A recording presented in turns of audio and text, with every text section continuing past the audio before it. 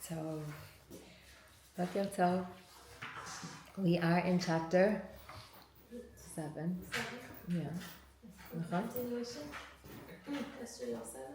Yeah, yesterday we began the chapter. Today we're in 7, and also tomorrow we're in chapter 7. So, where are we? Where are we? First of all, it's Hey Tevet, so it's a soft landing. Actually, it's a bounce of a landing, right? And we get to start the morning by opening up our Sfarim. Baruch Hashem, I'll buy more Sfarim today. Did you make some purchases last night? It's a day for buying Sfarim. We'll talk maybe more afterwards, the celebration of Hey Tevet, called Dida Natzach. You familiar? Of course. Okay, I just, for a second, I was like, I don't know anything, and now I just remember I know a lot. So we have the acquiring of Sfarim today, and most people who are connected to Torah and Mitzvot want to learn Torah. Anachnu b'inyanim. The question is whether or not we have the time to learn Torah, right? Are we open? Are we open in terms of time? Are we open in terms of are we there consciously? And so it's a day to connect in with Torah study by buying books and committing to learning.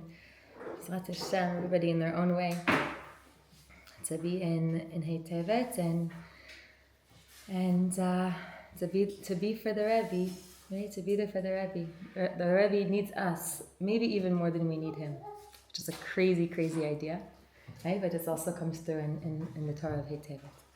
Okay, so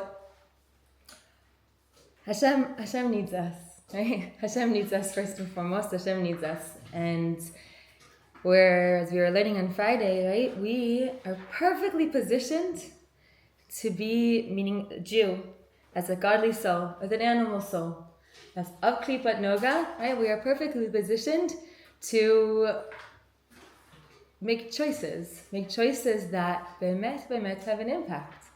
And in fact, every choice, meaning not every choice, but every movement, every thought, every speech, and every action is a choice, right? We are choosing. Okay, what did you mean by Hashem needs us? Because I thought the concept is Hashem needs nothing. Right, Yafa. So it depends on what dimension, what level of Hashem we're speaking. So in terms of the world of Hishtalshalut, creation, where Hashem squeezes himself, right, to be one with creation, to be one with the world of Atzilut, and then to let his light and energy evolve as such that it is present here and there and everywhere. There's a very close relationship between what we do and the impact, right? We are bringing more holiness, more God consciousness into the world, or less God consciousness in the world, and that's affecting the Sfirot. That's affecting the upper worlds as well. It's affecting Hashem as he is within the upper worlds. So yes, we can go above that, we can go beyond that, and Hashem doesn't change. Right? Hashem within creation that's a part of the nature of Tzimtzum. That Hashem is, so to speak, making himself vulnerable. It's wild, right? We'll talk about it elsewhere. I throw those words in here just as a segue, right? But it's in the chapter, I think, because when we realize the extent to which we have an impact, in other words, every movement is essentially a choice to be in alignment with Hashem, to be God conscious, or to be in lower consciousness, to be in the consciousness of the animal, of the klipa. Right? We are either moving ourselves into kedusha or into klipa, and we're also moving our mode of thinking, of speaking, or of acting into holiness or into unholiness, and we are moving that which we are interacting with into holiness or unholiness. And yesterday's Tanya specifically was about when we move ourselves into and when we align, right? And we move ourselves and the world that we're interacting with into alignment with Hashem, right? Into Kedusha. Now, Terry gave us a few examples. These are the examples that we referenced earlier, but they were in yesterday's Tanya. Anybody want to share? Right. Or We- making a joke. Yafa, beautiful, exactly. Those are the three examples. Rava, right? It says that he would eat meat, good quality, rich, right? Aged, good meat, fat meat, good meat, meaning very physical meat, right? Not lean, overcooked, burnt, all the chayut has been taken out of it. No, full of chayut, full of noga energy, right? Meat. For the sake of sharpening his mind so he could learn Torah. And he would tell a joke for the sake of bringing opening up, cracking the ice and bringing simcha into the room, into the classroom, into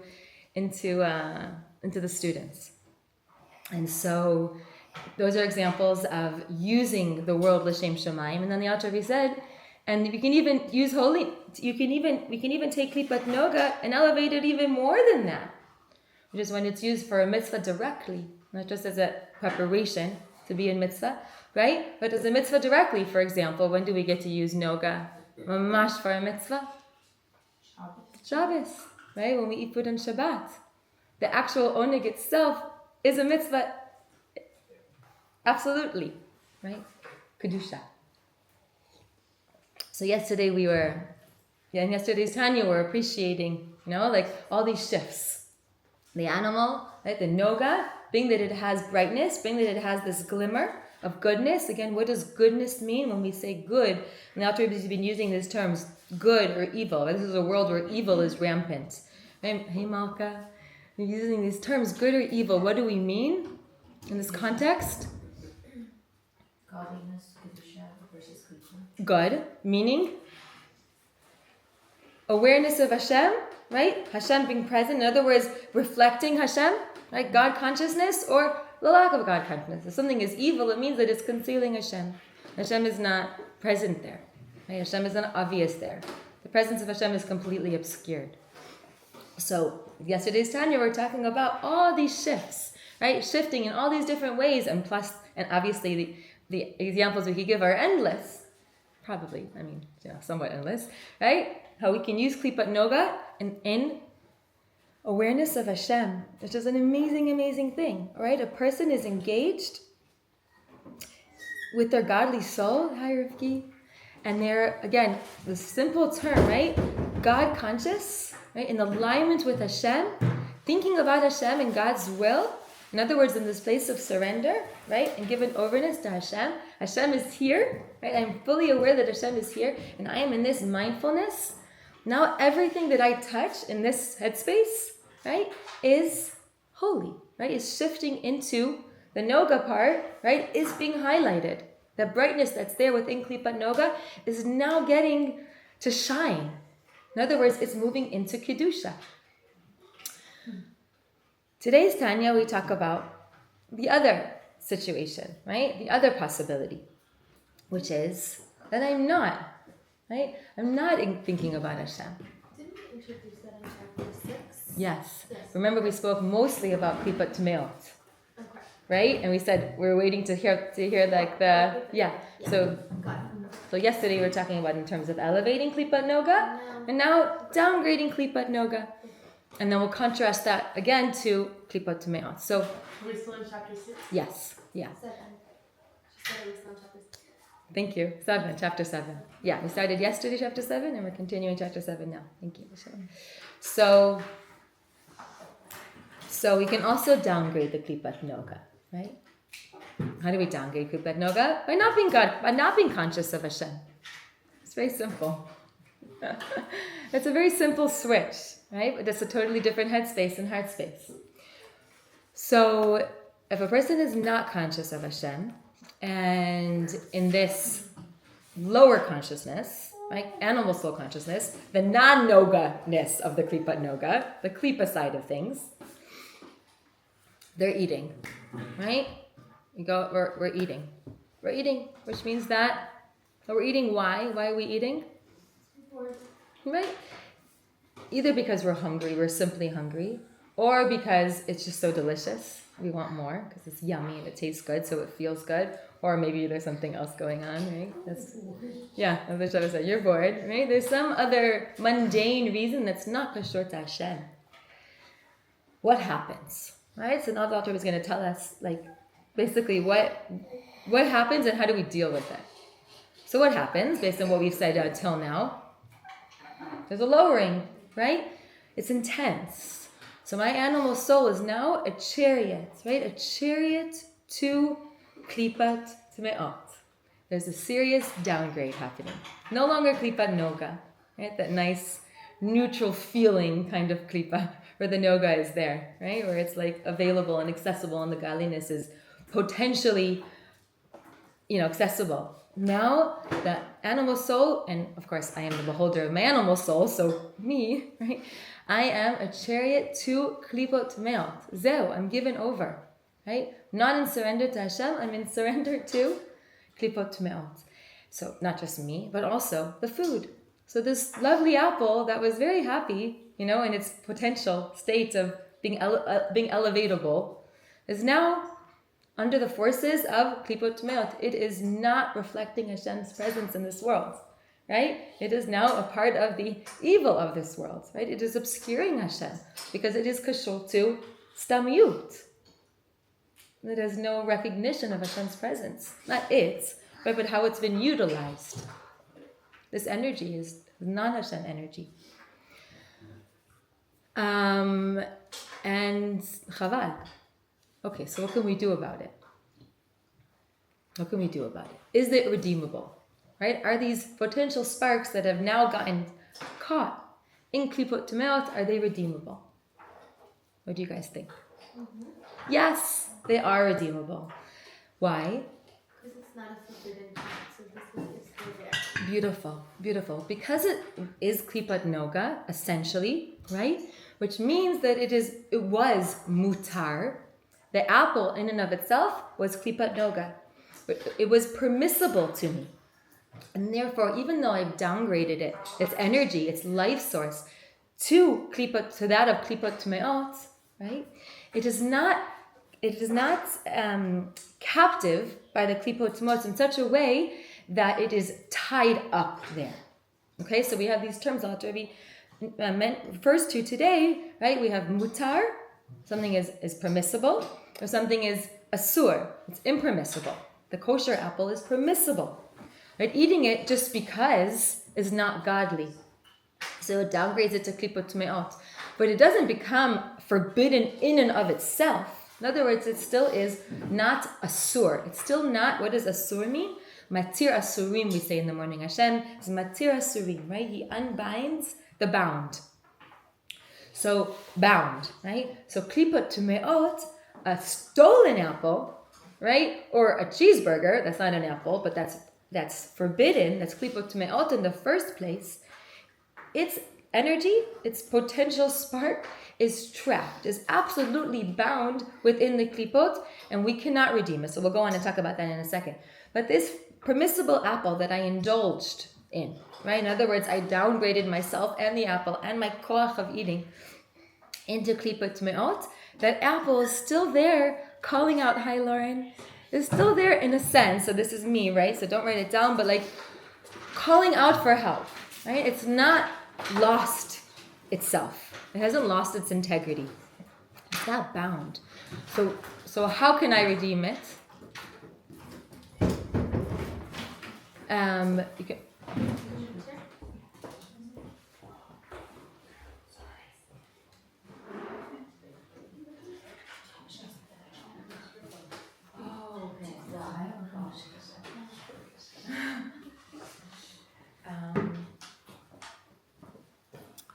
So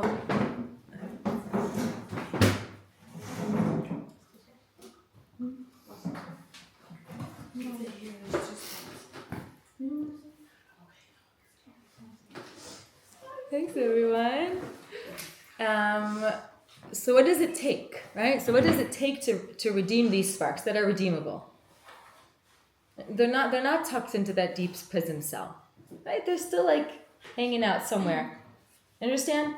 The klipat noga is now getting its life source from klipat tmeot, but not in a way that it's absolutely bound and entangled in the klipat tmeot such that we can't redeem it. It's redeemable because it was klipat noga in the first place. So it is redeemable. How do we redeem it? What's the golden word? Tshuva. Tshuva. Right? You do tshuva. We undo the act, so to speak. Right? Regret, remorse, kabbalah, halatid, right? The teshuva. And those sparks, not just the sparks, but the energy of the apple, right, is now no longer entangled in the klipot mot. It's been redeemed. It's free energy again. Energetically, right? The apple's been consumed. I'm not talking about the apple anymore. We're talking about more the particles, right? The spiritual particles, the life, the vitality of the apple. Now, the cool thing is that if we're talking about food, which happens to be the example that we're giving, because I feel like it's closest to home, right? We eat more than eat and drink more than any other activity, but also thinking, also our thoughts, right? We can let ourselves go to stamiyut thoughts. We probably do that more often than we eat. For stamiyut, as we think stam. When we're talking very serious in terms of the opportunities / the expectations, right, of the Beinoni to really be disciplined, to really be owning his thought, speech, and deed. Okay, so if the thinking, the speaking, or the action was that of klipat tmeot, right, because it's not aligned with Hashem, I can redeem it as long as it was a pure thought, word, or action, with teshuva. But if the example is a food that I ate, which was our original example, right? In other words, this is kosher apple that I ate just because, not for godly purposes. In other words, not to feed me myself so that I can serve Hashem with the energy. That would be a holy intention. But I just ate just because. I don't even have to do an intensive teshuva, so long as it's quick enough, as long as I realize quick enough. In other words, I ate an apple, I wasn't connected with Hashem, I was just eating, and a few minutes later I'm like, oh wow, like I was just eating, like I wasn't present at all, I wasn't connected with Hashem, wasn't connected with my godly soul in that act of eating. Wow.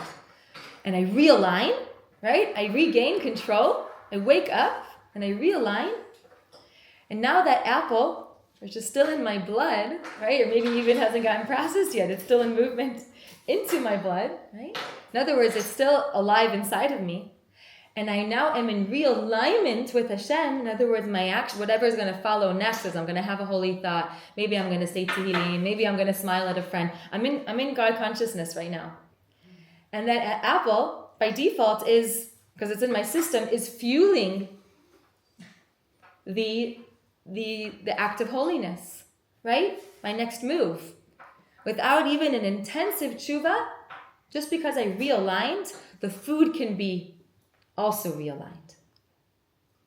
Okay, so again, with klipat noga situations, right? We can utilize klipat noga from the get-go to serve Hashem, and refinement just happened.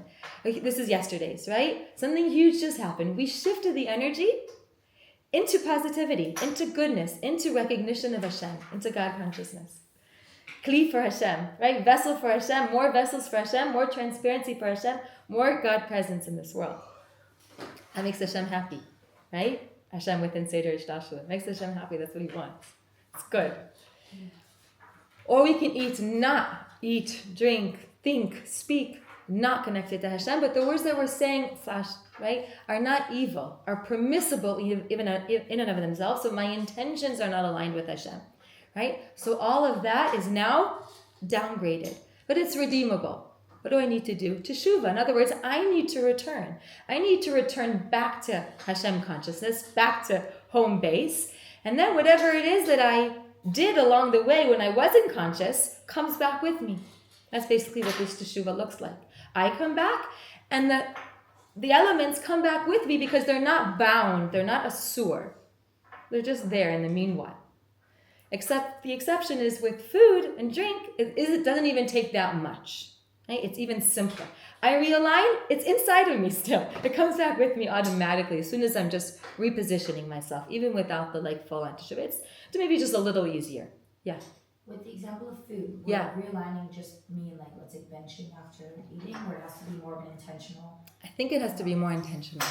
Right. Because a mitzvah without intention is not really elevating it. Yeah, because it's a consciousness thing, right? I wasn't conscious when I was eating. I'm not conscious now while I'm benching. I haven't really stepped out of this cycle. Yeah, good question. I mean, essentially, it's probably better than nothing. Yeah. Right? It's not because the food is energizing the benching, right. So it is getting utilized, but maybe it's somewhere in between. Interesting question. Good question. I suppose if you hadn't said a blessing the first time, and then your teshuvah would be, now I'm going to say the blessing, then it's enough to just do the action. I don't know, because you have an intention, now I'm going to do it. Right. As soon as we add the word intention in, it's a realignment. Right? It's a realignment of our an energetic realignment, a conscious realignment. So then the end of today's piece, which is not yet the end of the chapter, but the end of today's piece is, well, what about if what we engaged was actually impermissible? Right? What if the word I spoke was not just stam, but it was a piece of lashon hara? So this is worse. You did an avera, right? But that's not so much the point, that you did an avera. You didn't do an avera, because we're talking about the energetic shifts here. Now, these words, in other words, the whole process is actually stuck, is bound. It was bound in the first place. You can't elevate impure words. We can't elevate lashon hara potential. Right? Evil things that one could say about their friend, those words are not elevatable in the first place, and also not after you speak them. So what options do we have? Well, first of all, you need to do teshuvah, because you can elevate yourself. Right? So always we're going to do teshuvah. The question is our teshuvah going to carry whatever it is that we shifted around us back in along with us, along with us coming back? Is that whatever we put out there going to come back? Or are we just going to come back and the words, the action, the thoughts are going to stay trapped in klipa like they always were? So that's basically the situation. Until Mashiach comes. They're basically trapped. Until et ruach hatuma ha'avir min ha'aretz, until Mashiach comes, and Hashem will wipe away the spirit of impurity, and as such, all of the I was going to use the word hostages, but it's too loaded. So, everything that's entangled, that's stuck, comes free. So, but that we have to wait. I mean, B'ezras Hashem, we don't have to wait at all. Right? It'll be today. Right? It's out of our control. It's out of our control. We do teshuvah for ourselves. We come back. But the klipa tumeot stuff, we can't bring it back. The same way we couldn't elevate it in the first place. We can't elevate it post facto either. Right? Just because we've interacted with it, it doesn't give us now the ability to elevate those sparks that are not accessible. So it's still entangled in klipa. So what do they do when they say, when one does teshuvah, all of their forbidden acts? That's exactly the next point. With one exception. Right? So what we said just now is that the exception is when Mashiach comes. That's when everything will change on a global level. Hey, Chana. There is though an opportunity. And it's called tshuva me'ahava rabba. So basically, we're doing teshuvah, right? We messed up big time. Right? Klipot, tumeot material, forbidden material. Didn't just eat an apple. You ate a stolen apple, God forbid, right? You didn't just eat an apple. You ate an apple on Yom Kippur. Kilo mashu po, that's forbidden in and of itself. Hannah, are you comfortable? Yeah. Okay. This spot is so you're grounded. Yasha. So when Mashiach comes, you can redeem yourself. You can't redeem the energy itself. Mashiach comes, the energy also will be redeemed. And the exception, how we can still deal with it today, is with tshuva me'ava rabba. So basically what that means is that there's a number of kinds of tshuva. We don't go into it extensively here. Other time to learn more about teshuvah. But basically, there's tshuva from fear, there's tshuva from love, and there's tshuva from great love. Teshuva from fear turns the intentional sin into an unintentional sin. Right? Somebody sinned intentionally. That's really not good. They do teshuva. Now the sin is unintentional. That's not as harsh, not as dark. Shuva me'ahava, the sin goes away. It's not an unintentional sin. It went away. It's gone. Hashem wipes it clean. Shuva me'ahava hava, I think that's the term. The sin actually becomes a merit. And that's what Rebbe says, because this kind of teshuva, great love, is a different kind of, is of a different nature. And what makes it different is the kind of thirst for Hashem that is present in the tshuva. Okay? So tshuva tshuva me'yira, tshuva out of fear is not about thirsting for Hashem. It's about being afraid of the consequences of the sin. Okay? So Hashem says, V'sedel, consequences are going to shift. I hear you. Good job. This is a little bit me here, but the consequences are not different because it's not an intentional sin, it's an unintentional sin. We've lessened the pekale. Right? You don't have to worry anymore about consequences. Tshuva me'ava as Hashem, I love you so much, and wow, how distant am I? Right? I can't believe it. Look where I'm at. I'm speaking illful words about a friend, about whatever, another Jew, again speaking about, keeping in mind the Lashon Hara example, right? That's how distant I am from you. That's how much I've forgotten you. Right? You're everywhere, and I'm just in a bubble of non-awareness, right? Of denial of your presence, etc., etc., etc. I'm so far. Look how far I've fallen. I'm so far from you, and I love you, Hashem. I'm thirsty for you. I want you. I don't want to be far from you. I don't want to be so unaware, right? So lost, so in the dark. I want to be with you, Hashem. That thirst, right, is tshuva me'ahava. And then there's even more thirst, right? There's the thirst that is compared to being in the desert. And Manas was explaining that the thirst that when one is in the desert, not just you're in your house and it's a sunny day, and you have the faucet you can turn on and the filter that you can turn on, right? But you're in the desert, there is no water, and you're super thirsty. It's not just that being in the desert brings about thirst. Like in our case, being in sin brings about this sense of distance and therefore yearning and wanting, right? But that the actual thirst in the desert is a different kind of thirst. It's a different quality of thirst. It's a different kind of thirst. Like you smell that. Yeah, I'm just thinking about my own experience. Nachon. We were in the desert once, and the water ended up getting ahead of me because we weren't staying together. And I didn't really have water. I never experienced anything like it before. Has anybody ever had that? Yeah, you get a bit get. I wasn't just a bit. I was scared. You're scared. In the water? What? We were in the desert. Yeah. Yeah. And there were some other people there that had water, and I asked for a cup of water. You feel so bad because they also need their water. But I'm I need water. Then I asked for another cup, and then finally whatever, my son ended up walking back. He passed by. I need water. But it's a crazy kind of thirst in the desert. It's a crazy kind of thirst. So this is the desert of sin, right? The desert of being in this distant land, one's own self-generated distance from Hashem. I mean, it's the galut helps, right? Because of the sins, God forbid, this, whatever it is, the particular act that a person engaged not just without Hashem consciousness, but stepping into forbidden territory, becoming a chariot for the klipot tumeot, but dafka, with regard to the forbidden, you can't redeem those sparks. They will be redeemed when Mashiach comes, and actually there is an opportunity to redeem those sparks. But it takes a lot of teshuva. Teshuva from a very, very, very deep place. Right?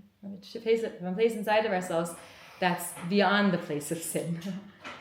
And B'ezrat Hashem, especially today, we're shayach to teshuva me'ava, much more than when we were before.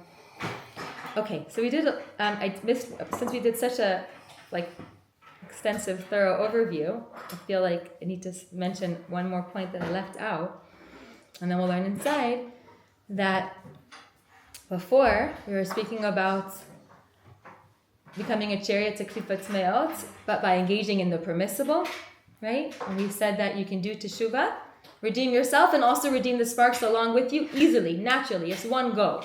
You do teshuvah and you redeem yourself and the sparks. That's true. And there's a little fine print here, which is, don't think that you come out completely unscathed. There is a little bit of damage that is irreversible, which is the residual effect of having been a chariot for the klipot tmeot. The fact that happened, we did teshuvah, everything is released, everything's good, you can be in relationship with Hashem, everything's good. There remains a little bit, again, I don't know what it means a little bit, right? Relatively speaking, an impact, a residual within us from that experience. So, right? I mean, I feel like this piece helps us think twice. It's like, whatever, it almost feels like so, like we move in and out of Klipat Noga, we move in and out of Hashem consciousness so naturally and so frequently because you're human beings, and so quickly we can realign, so quickly we can do teshuvah. But it's a bit musar, when we realize that it is 100%, but there's another part of the story, which is that the residual effect, right? Like you do, I don't know, I'm not sure what mashal to give. Imprint. Yeah, a Rosham. I was thinking about laundry. Like I don't know if it's a good mashal. You do your laundry and the laundry comes back. Like you have, the clothes are dirty, so you do the wash. It comes back clean, but the process of getting dirty and going through the wash, like the whole thing, just the clothes are never gonna look white again. But I don't know if it's I don't know. I'm feeling awkward about the mashal because as we learn more about teshuvah, we'll see how it's complex. The process of tshuva, and we really can do a full tshuva, but this is something that's called the rosha, this residual effect. And how does it get handled? So it's called chibut kever, which we're not going to learn about much now, but we will have a chance to learn about in not so long. It's one of the experiences that the soul gets to undergo after it leaves the body, which is a kind of, in English, purgatory. Hi, Amuna. Purgatory of the soul, right? A good day, where it gets cleansed of this schmutz, of this imprint, right? This impression. It's not even a stain, right? It's not even a stain because the tshuva wipes away the stains. It's some sort of like an impression. Anybody have a mashal they want to venture to share? When something gets like a, I don't know.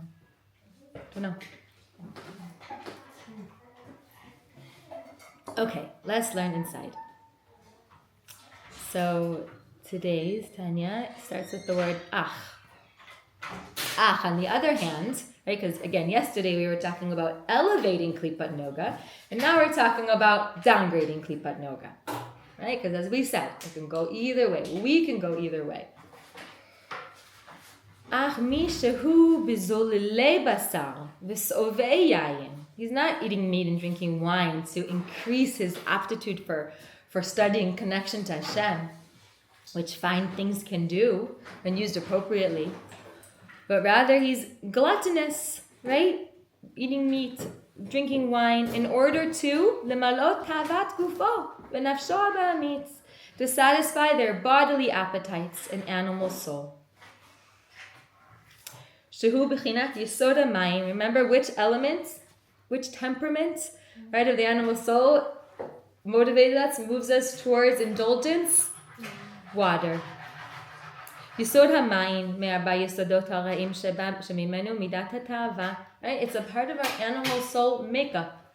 It's a part of our default condition, right, that we lust after things. What happens? This meat and this wine that before was, thank you, Eva, have a good day, that that the spark was easily accessible, it was elevatable. Now it is. It is nichlal v'nichlal lefi sha'ah. It is now absorbed in the 3 unclean klipot. That's where it is being absorbed. That's where it is now getting its life and energy. But the Alter Rebbe uses the word lefi sha'ah, temporarily, right? It's not trapped there. It's not unlocked there.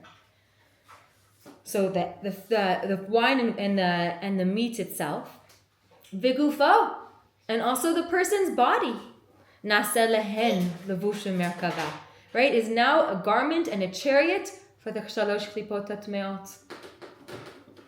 Again, lefi sha'ah, temporarily.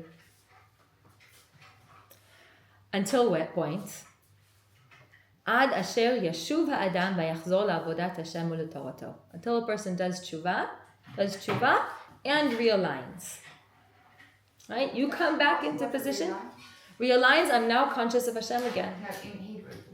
Asher yashuv ha'adam v'yachzor la'avodat Hashem u'letoroto.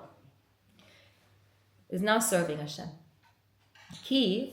Why doesn't it take more than that? Why does it only take teshuvah and re-engagement in Avodat Hashem to bring all the sparks back out of klipot meot? Why? Anybody want to say? Is this all it takes? Why doesn't it take more than this to bring these sparks back into klipot noga ground? Or even more, I suppose. Because what are we talking about? To make sure we have our categories organized.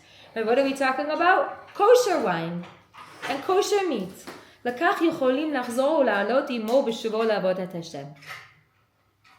Therefore, they can be ascend with him when he returns to the service of God.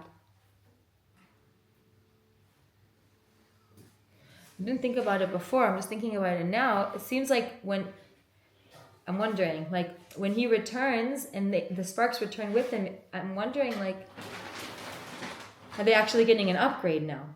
Meaning moving out of klipat. No, they went to klipat tmeot, but it feels like they would move also along with him into connection.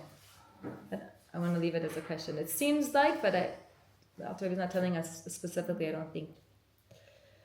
יכולים לחזור ולעלות עמו. כן, לחזור ולעלות עמו בשובה לעבודת השם. Because there's kosher stuff and that spark is accessible, it comes back with him to Hashem as he returns. שזהו לשון היתר ומותר. This is the words himself that Chazal used to describe something that is permissible. The word means unbound, right? It's not bound to klipa. כלומר שאינו קשור ואסור בידי החיצונים. In the hands of that extraneous forces, right? In the klipa, in the sitra achra. It's not bound there. שלא יוכל לחזור לעלות השם, ולעלות להשם. Meaning to say that it can't ascend. Rather it can. רק, and here's the fine print, right? שהרשימו ממנו נשאר בגוף. Don't think that you're coming out unscathed. There is a trace, in English they translate here as trace, of the evil remains in the body. It's not going to impede your relationship with Hashem. Doesn't seem, right? You're in the clear. You're in the light. You're in connection with Hashem. You are continue to be a vessel for godliness. But it does need to be handled before the soul can make its way into Gan Eden.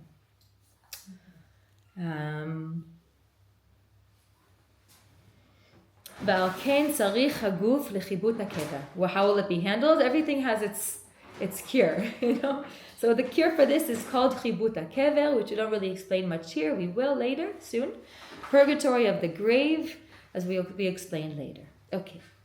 So, Dr. gives us another example. In addition to food and drink that we consumed because of the animalistic nature of the animal soul, so too, וכן החיות שבטיפות זרע, שיצאו ממנו בתאווה בהמית, שלא קידש עצמו בשעת תשמיש, עם אשתו טהורה. A husband and wife are together, she is permissible to him, right? She is tahor, it's kosher, right? But not l'shem shamayim, that zera was noga, it is now also, exactly, it is now also nichlal b'toch klipot me'ot. Okay, so the eating and relations often come together, also in the Rambam, also before the Alter Rebbe introduced the idea this way with this association. Okay. Masha'en kain, so the other category, which is worse, right? B'machalot asurot ubiot asurot. God forbid, forbidden food, forbidden relations. She'en mishlosh klipot atmeot legamre. Here there's no silver lining. Unclean. No option. Yeah. Unclean. Hem asurim, right? Asur. They are bound. Ukshurim bidei chitzonim laolam. Stuck in the hands of the chitzonim. The klipot have dominion over these entities, right? They belong to the klipot until Mashiach comes. We cannot elevate them. We cannot convert them. As we were mentioning the other day, a convert, somebody who will convert, a ger shenit gayer, has a spark from the very beginning. And my teacher was mentioning that she heard recently that doesn't even only have a spark. It actually has a whole soul from the beginning. A whole soul. But until they're a Jew, the soul is not within them, but it's theirs. So until I learned this and until she learned, now we think of the spark, right? A potential. But interestingly enough, just side note for a second, when that non-Jew who has potential to converts, he loses that spark and he gains a whole, it's all new, right? It's a conversion. It's a complete rebirth, right? So that spark was moving them towards becoming Jewish, and when they become Jewish, they now have 100% Jewish material, right? Jewish soul, godly soul, and a Jewish animal soul, which is cool. Like total rebirth. Okay, any case, so but that which is the forbidden food, the forbidden relations, anything forbidden, the forbidden words of Lashon Hara Chas v'Shalom are all bound within the chitzonim. Ve'ein olim misham, and they're not going up from there. Ad ki, when will we have redemption of everything, including the sparks that are bound within klipa? When? When Mashiach comes. Ad ki yavo yomam vivula hamavet lanetzach. Right, the time that when death will be swallowed up, death being swallowed up, and the tumah being swallowed up are kashur. Right, as the Navi says, and I, Hashem, will remove the spirit of impurity from the earth. Then, when the klipot cease to exist, the sparks of holiness will of themselves be freed from them. See, the whole unholiness ceases to exist, and those sparks that were unredeemable are now free. Is it often saying when I do a sin that's forbidden completely, Yeah. I can still do tshuva me'ava? Hold on, wait 1 second. Yeah. Set up. We'll just continue and we'll get to that point in the inside, in the overview, but we're almost there inside. Oh, okay. Okay? או עד שיעשה תשובה גדולה כל כך שזנות נעשו לו כזכויות ממש. Or we said, is there any hope before Mashiach comes? Yes. What's it called? Tshuva me'ava. Shehi tshuva me'ava me'umka deliba ba'ava rabba. Right? It's tshuva me'ava rabba. Great love. V'chashika. Right? Which means, chashika is... Ken. Desire. Yes. V'nefesh shokeka. Right? Each of these words are their own stories. Love and fervor, and from a soul passionately desiring l'dafka bo yitbach, to cleave to the blessed God. V'tzam'a nafsho laHashem ke'eretz ayefa v'tziyah. And the quality of his love, right, is comparable to the quality of thirst that one experiences in the desert. It's a unique experience.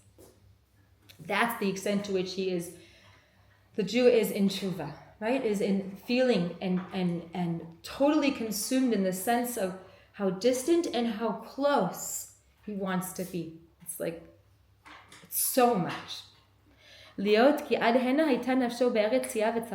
as much as until now, until he repented, his soul had been in a barren wilderness. He be'emet is in this barren wilderness. That is the matzav of the Jew while he is entangled in the klipot me'ot. Right? He is really in a barren wilderness. He is not in relationship with Hashem. Hashem is available to him, but he's not available to Hashem, right? That desert, right? That shadow of death is the sitra achra. Removed from the light of the divine countenance in the greatest possible measure. The author, he says,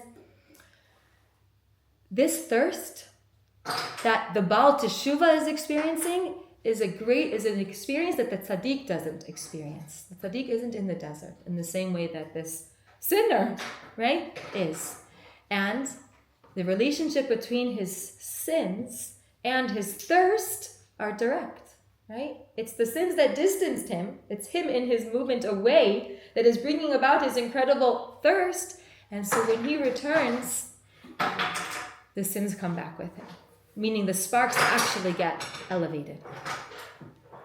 Right? In the place that the Baal Tshuva stands, even the Tzaddik doesn't. It's a different kind of thirst. It's a different kind of love. And when that kind of tshuva happens, the intentional sins become merits. Why? Because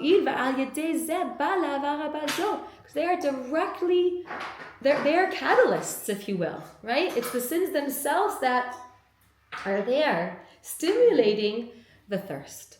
But let's come back to what if we don't do this kind of tshuva? And it's not a given, right? Because it's intense, it's deep, it's work. To come into such great focus and awareness and feeling. You might do a perfectly acceptable tshuva, but it's not this kind of tshuva, right? An acceptable tshuva. V'Hashem yislach lo, and Hashem will pardon you. In other words, you'll be clear again. You'll be clear of your sin, you'll be back. The relationship with Hashem will be restored. But you won't have transformed the sins into merits. And they're not going to make their reappearance, right? Those sparks will not surface until Mashiach comes, right? Because at that point, there is no more death. There is no more impurity. There's no more force, right, to hold the sparks captive. And so they will be redeemed along with everything else, along with all the other sparks that will be redeemed. We continue tomorrow, B'ezrat Hashem, with an act that is forbidden, but is an exception to this rule, and that it doesn't require tshuva me'ava to redeem itself, to be redeemed.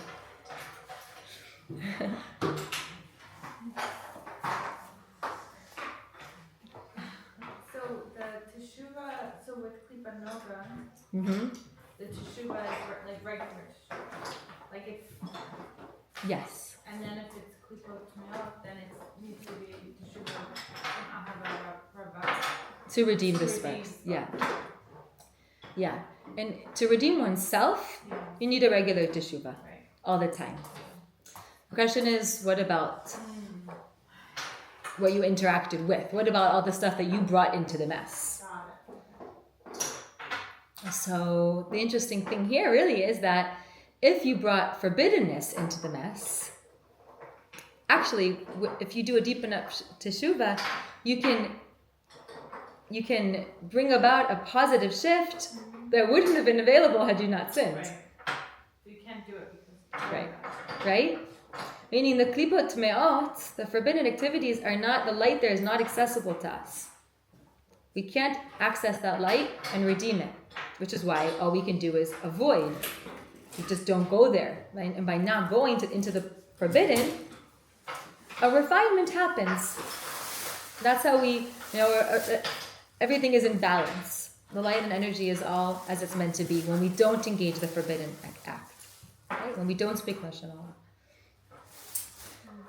If a person does speak Lashon Hara, right? Now they are Chirias for Klipot Meot. And the Lashon Hara, what I'm wondering now is that